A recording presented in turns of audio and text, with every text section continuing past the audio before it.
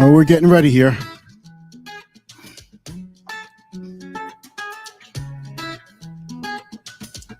All right. A few people are out there.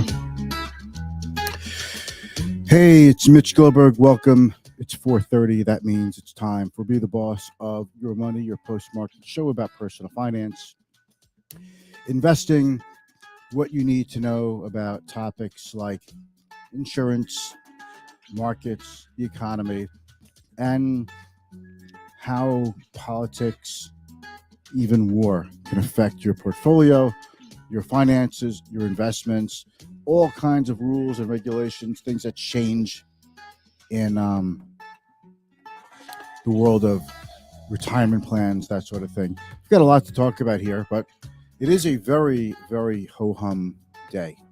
It's about as ho-hum as they get. Even though the market was off a little bit, we did have a big rally yesterday. We gave a little bit back. Interest rates ticked up a little bit more. I've got a thought for you that I'm going to share with you. It's going to define, I think, the next 8 years. By the way, when I say something for the next 8 years, I'm giving you my opinion. But if I find that I am wrong about something or things change, I will let you know. But my opinion is we've got a few things to take a look at. So let's just roll a quick intro. And we're going to get into this. It has to do with North Korea, by the way, what I'm going to talk about. Yeah, it's kind of odd to talk about that, but here we go.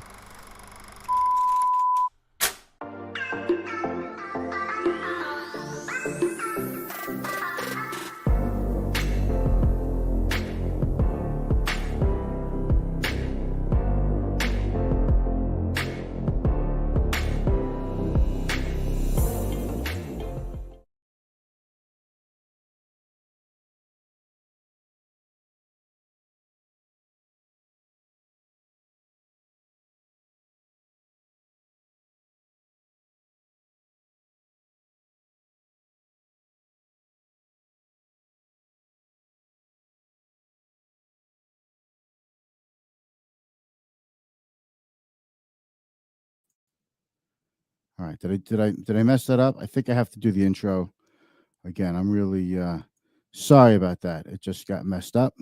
Brian, I see you out there. Thank you for your patience. We're going to try this one more time. Let's do fingers crossed here.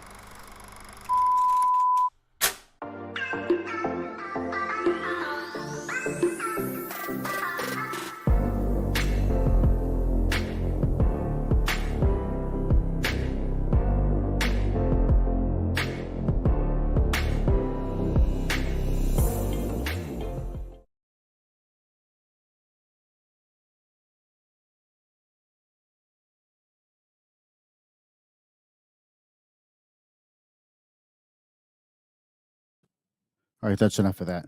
So what happens is sometimes the intro gets stuck, and it's supposed to have my broker dealer RIA, all the disclaimers. So hopefully you saw it and went across the screen. And Brian, I appreciate you sticking out there with me. Jack is out here as well. Thank you, Jack. Thank you very much. And if you don't know what Jack is talking about, I lost my wife a couple of weeks back. She'd been going through a 18-month 18-month battle with ovarian cancer. It's been pretty awful. It's not pretty. It's been awful to watch somebody who you love go through that.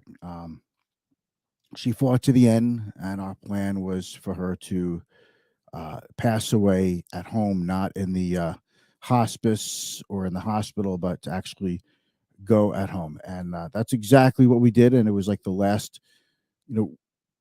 beautiful thing, in my opinion. The beautiful thing that I could do for her is help her with that. And thank you, Michael. Appreciate it very, very much. So I do this show. I love doing this show. By the way, I've always found this show to be a great thing for me. I've always just thoroughly enjoyed it. It's been doing it now for about 2.5 years, and I had no idea what this is going to be like, and the show is still evolving. Like, one of the things that I swore I would never do is have stuff behind my desk that makes it look messy. Yeah, that's one thing. But I used to after the market, call clients or send broadcast faxes. Back in the day, that's what we did, and then emails. And this is just a much more fun way um, to do this. So let's take a look at some of the things. So my thinking is this, and I saw this headline come across. I'm like, I don't know why I didn't think of this before, but let me. Is anything working today in my screen? Okay, the headline. Let's see if I could do a share screen. That might be a little better. Share screen.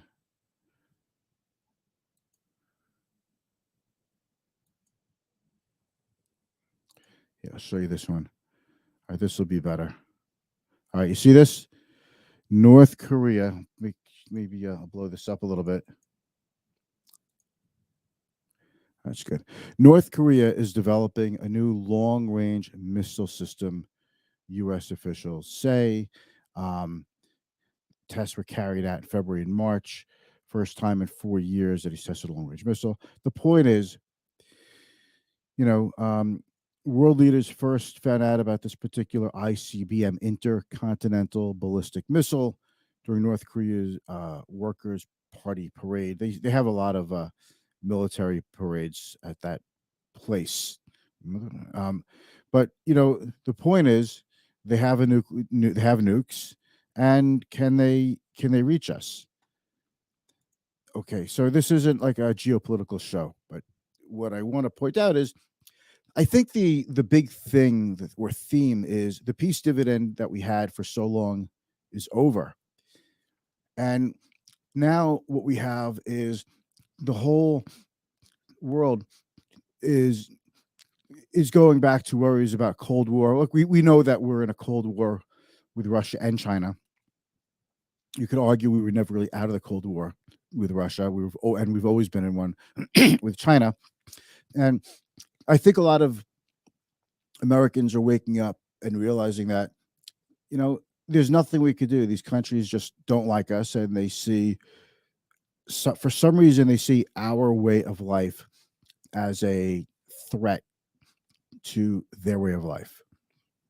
I mean, what the hell are you going to do with all these nuclear weapons? I mean, a real madman could use them. That's what's so scary about this stuff.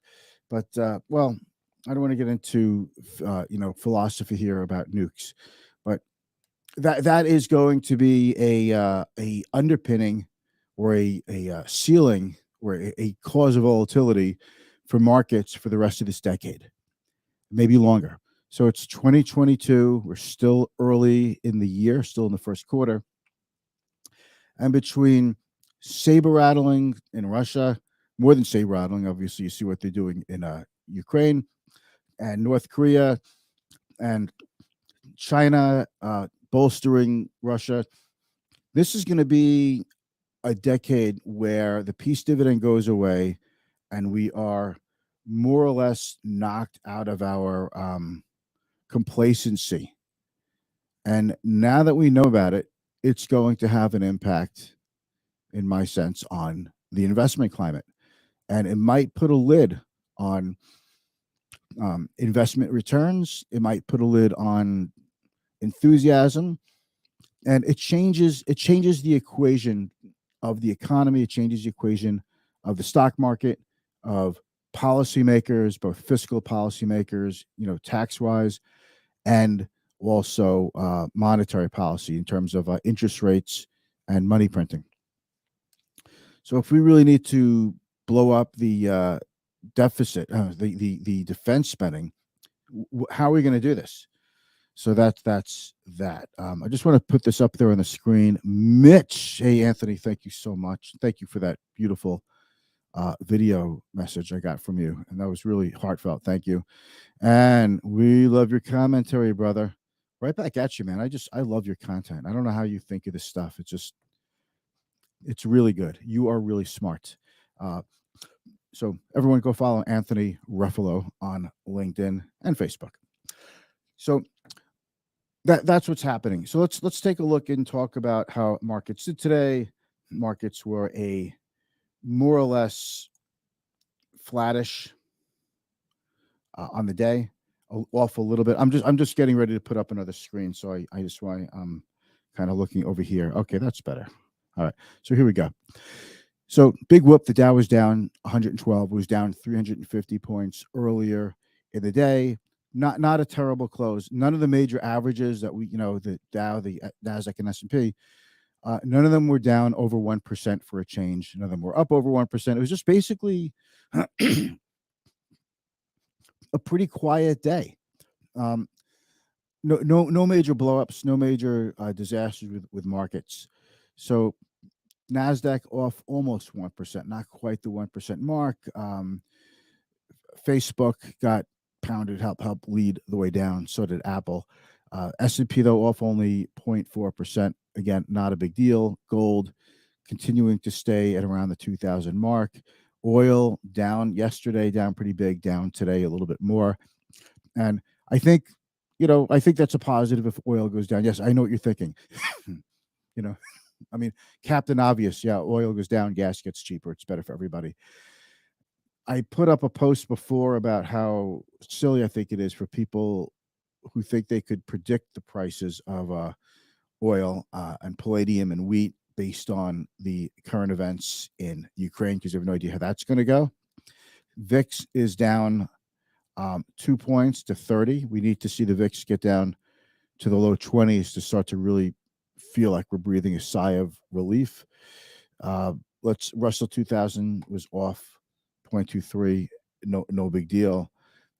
Commodities, gas was off a drop, nat gas up a drop, silver up a little, copper up a little. Wheat was down 10% today.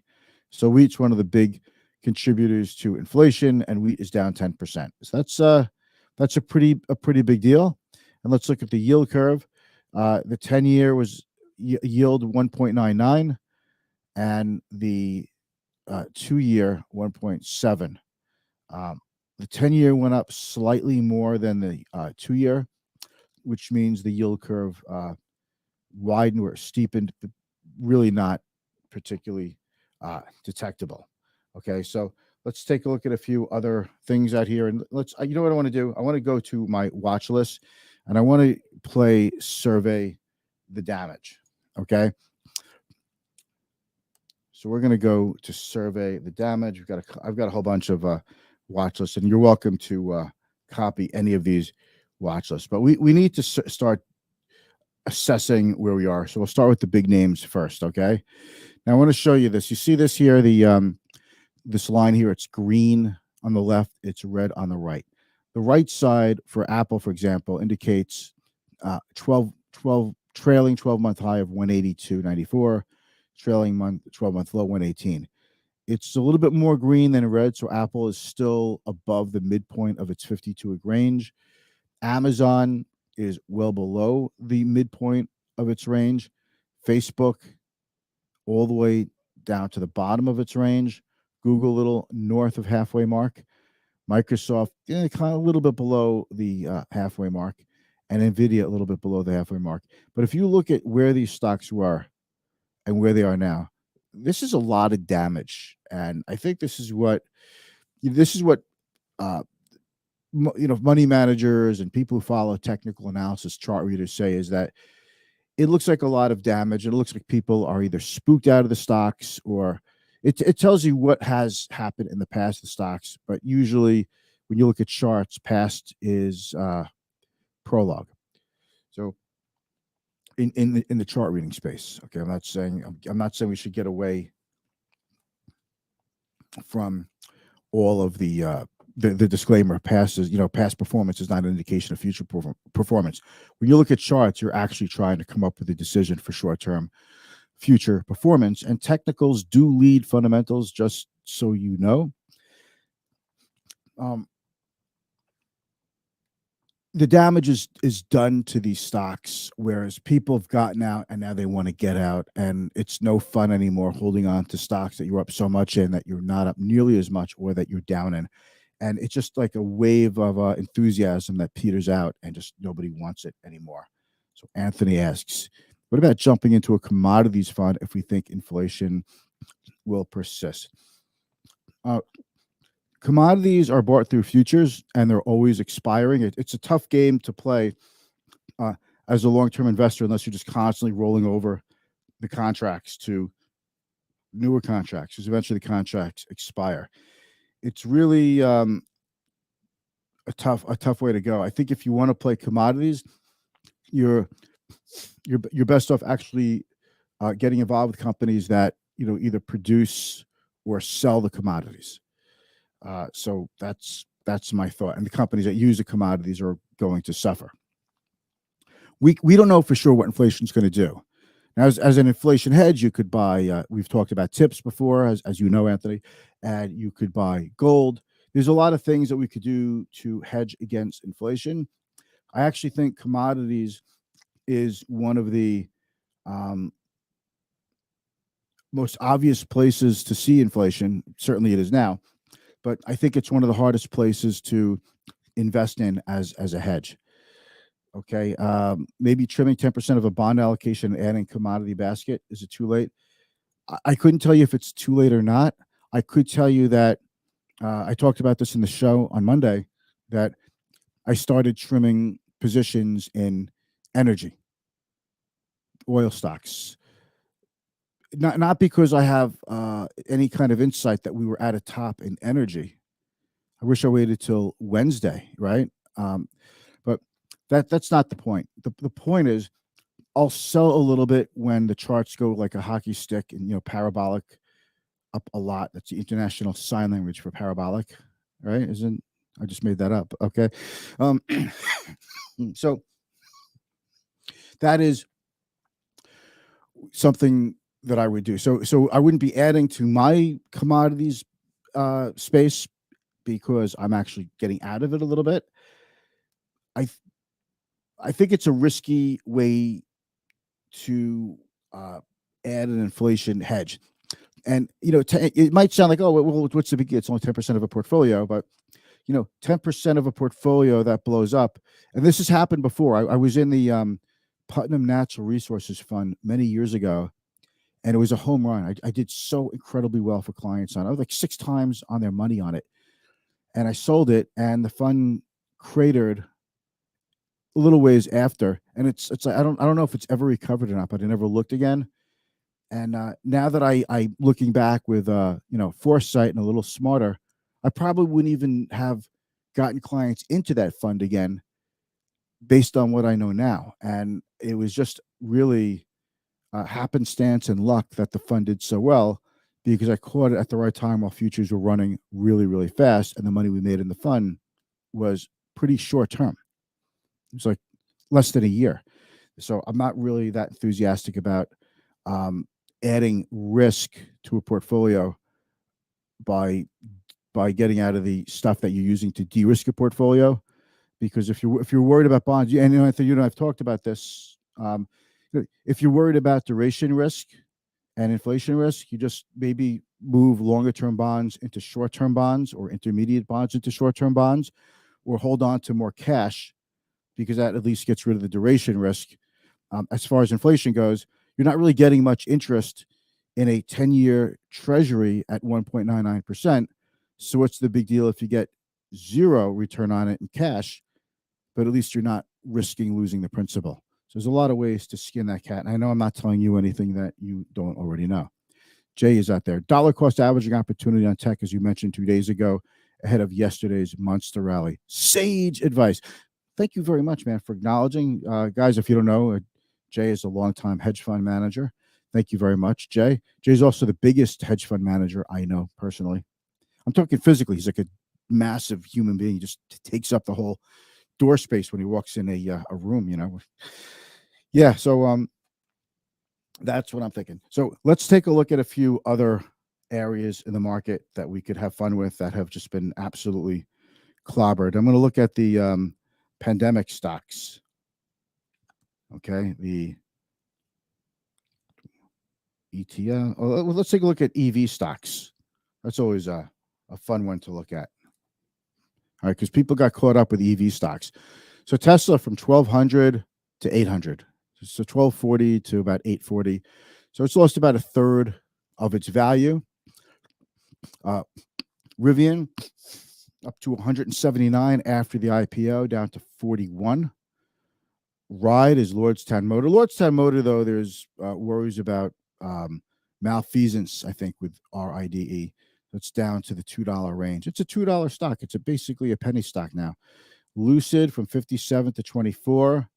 Blink Charging. I remember a friend of mine called me up. He wanted to buy it maybe at 33, 35. Or it's like 38, then 42, then 48. He was like, then 49. He's like, damn it, I missed it. And now it's down to 25. And there's no way he would have gotten out of it. He would have just held it. Charge Point, I don't know. EVgo, not my thing, but just to give you an idea of the damage in these stocks. Let's take a look at it one more place.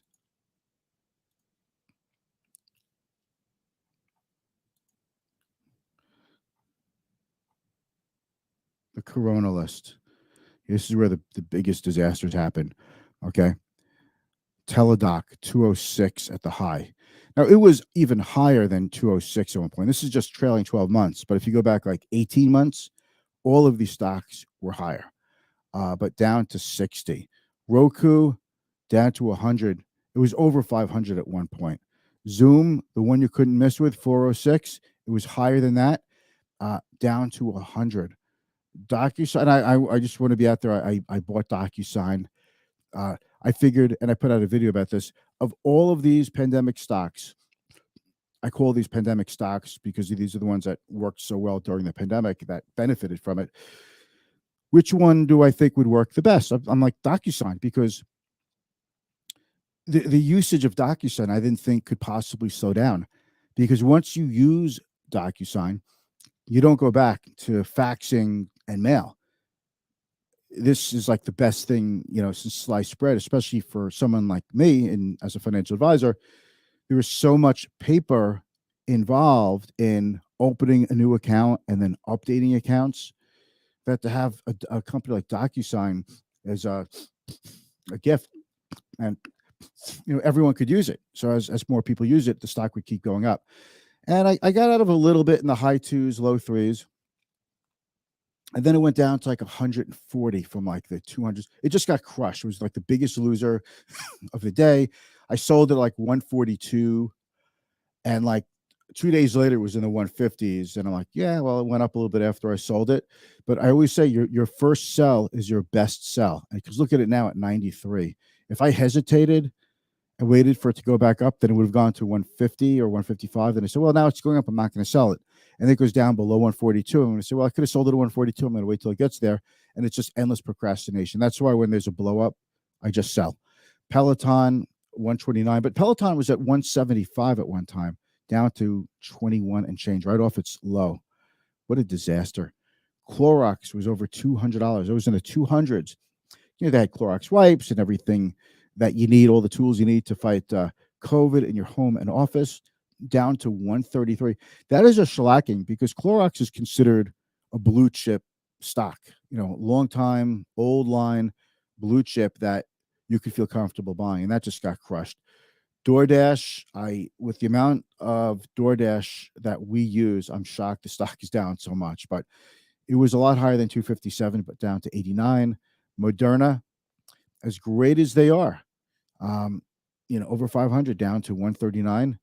Campbell's Soup, 52 to 41, probably the biggest winner here by losing the least amount. Domino's, 567 to 393, was higher than that. Activision was like in the low hundreds. I think it was maybe up to 110 at one point. They received a takeover bid when the stock went down to about 60. Microsoft is buying them. Activision Blizzard make a lot of big hits. My kids are big gamers, so I'm very familiar with Activision. But they've had some really bad news. If they didn't get taken over by Amazon, in my opinion, the stock would probably be at like 30 or 40 by now. It would be a lot lower.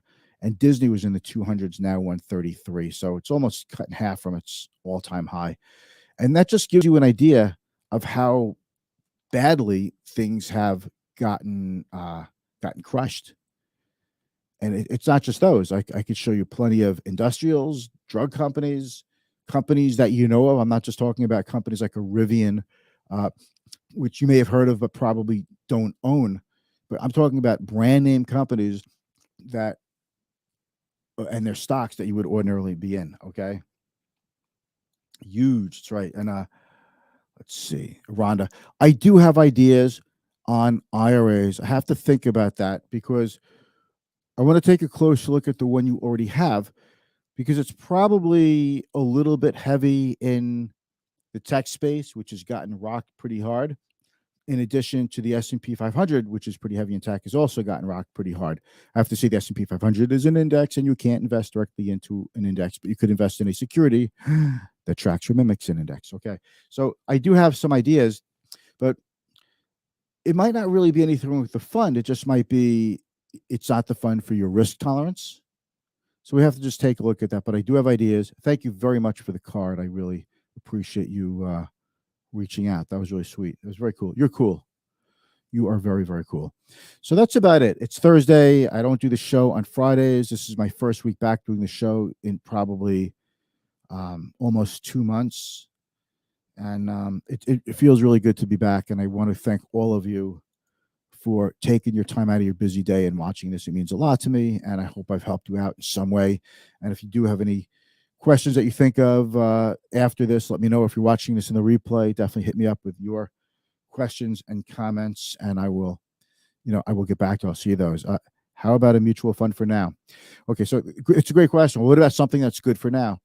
Anything that's good for now will eventually not be good, and then another investment will be the better one. So it is the idea of trying to pick a good investment now, sell it, parlay that money into another investment, keep doing the stepping stones. Very hard to do. It's not something that I advise.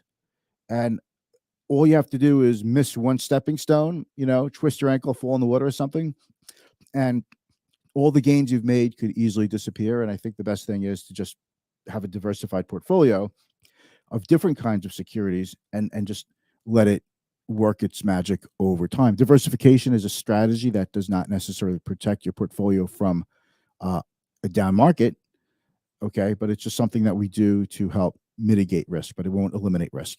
So I hope that helps. And there's a LinkedIn user out there that says, thank you, sorry for your loss. And thank you very much. I've gotten a lot of kindness from people all over, from LinkedIn, Facebook, and other social media outlets, Instagram. And it helps. It helps. It's very, it's comforting, I have to tell you. Okay.